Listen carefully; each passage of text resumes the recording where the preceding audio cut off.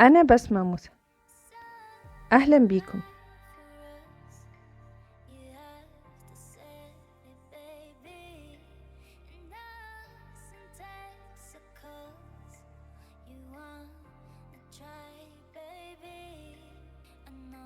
النهاردة عندنا شغل غير معتاد،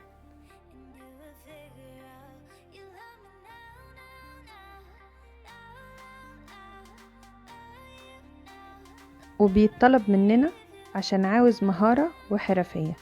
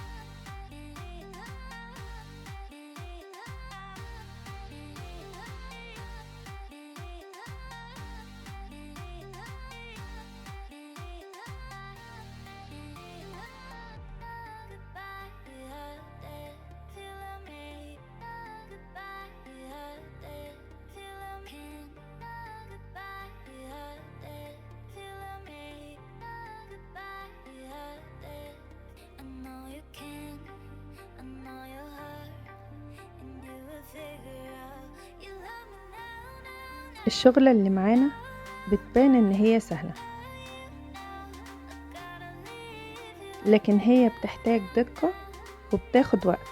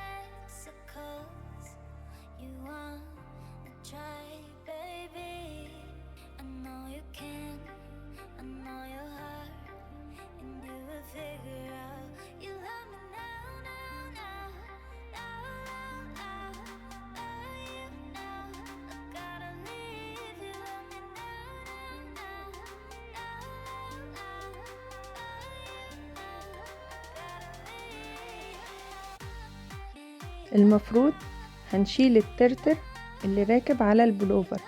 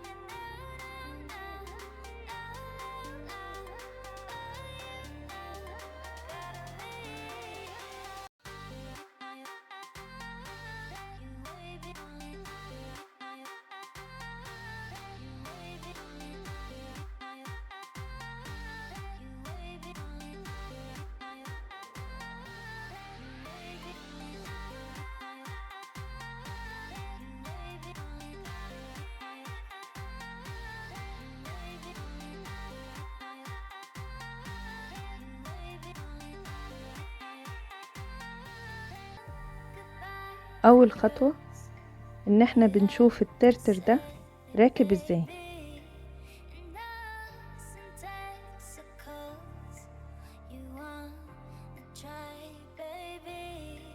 I know you can, I know your heart.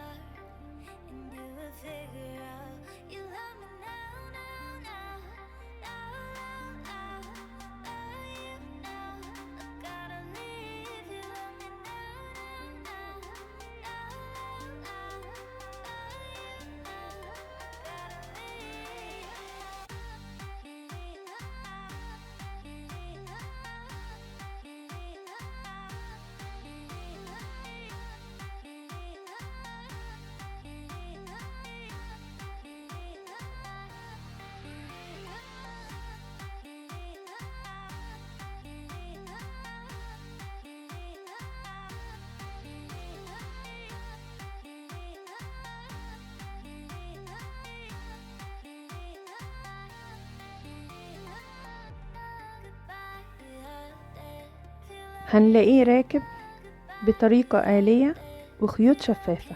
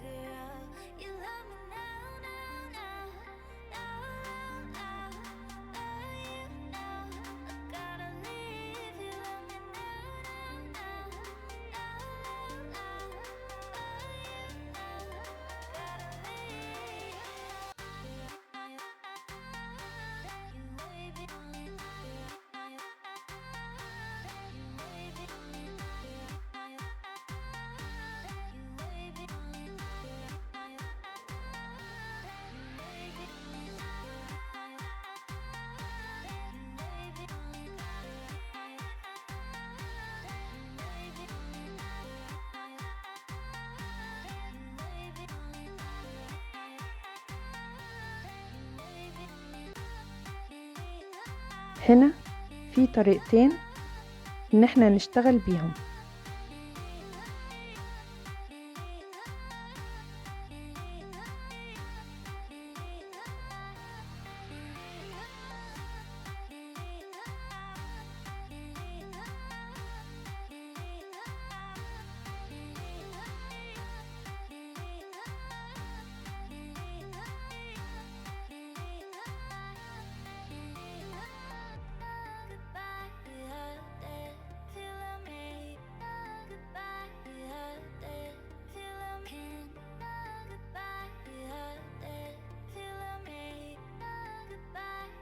الطريقة الأولى إن احنا بنشيل الترتر واحدة واحدة من على وش القماش أو البلوفر.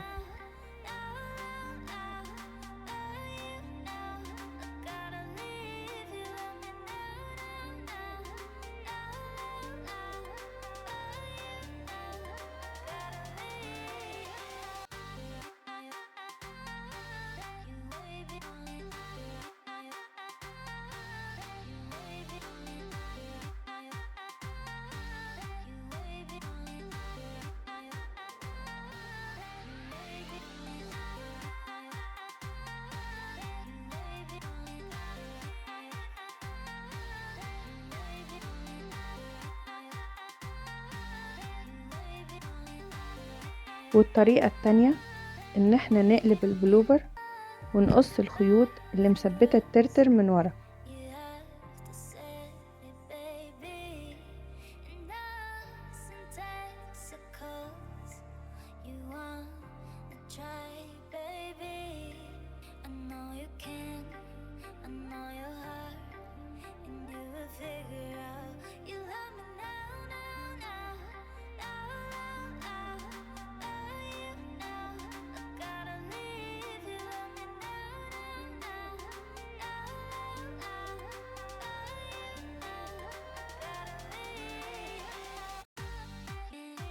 وبنختار الطريقة الأسهل على حسب الخيط شايفينه ولا لأ، وعلى حسب القماش سواء غامق أو فاتح.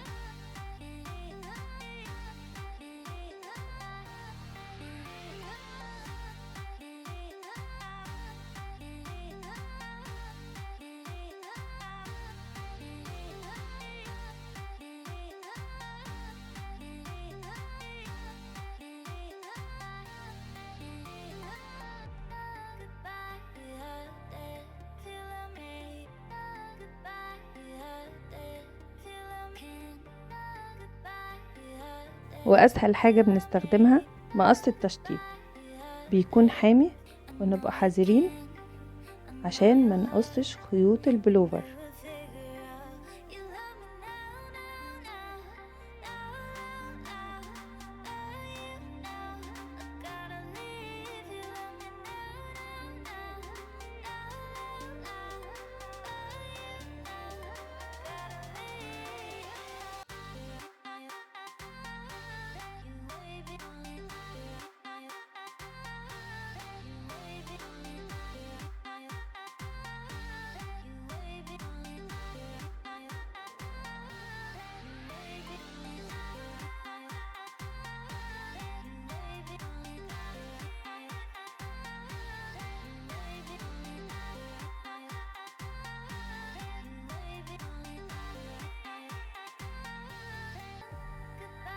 بعد ما بنخلص الشغل اي حاجة بتطلع تبقى من حق العميل، فاحنا بنجمع الترتر اللي طلعناه من البلوفر وبنعبيه في كيس ونديه للعميل مع البلوفر نفسه.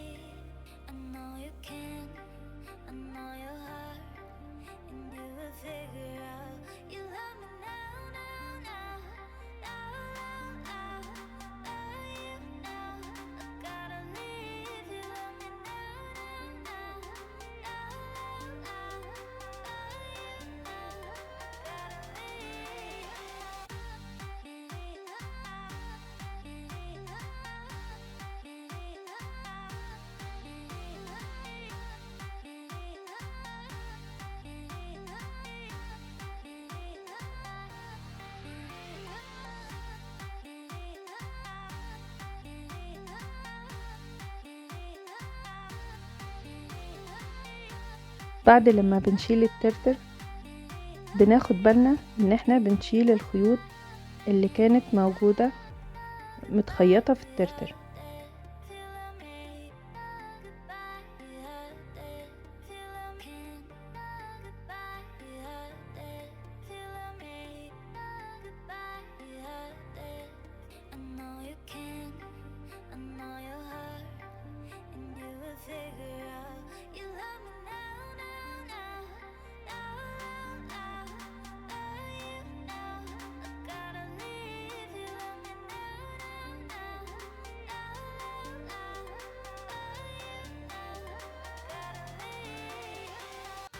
وناخد بالنا كمان ان الخيوط دي بتكون شفافة وبتبقى حادة فممكن تضايق في اللبس.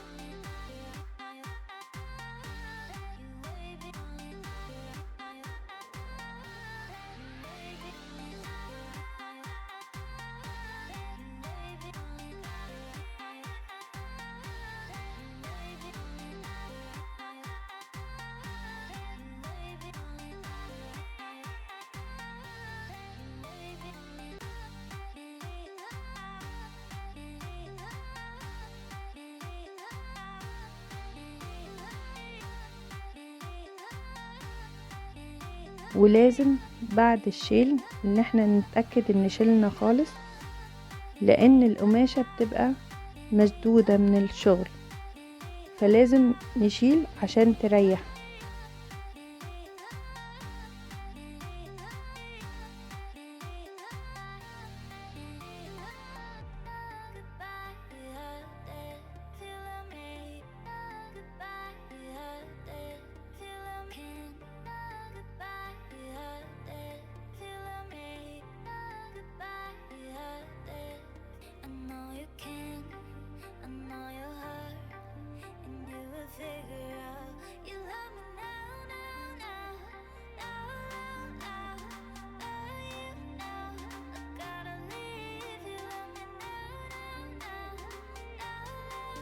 وبكده خلصنا البلوفر، وشكرا لمشاهدتكم، ونتمنى تكونوا استفدتم.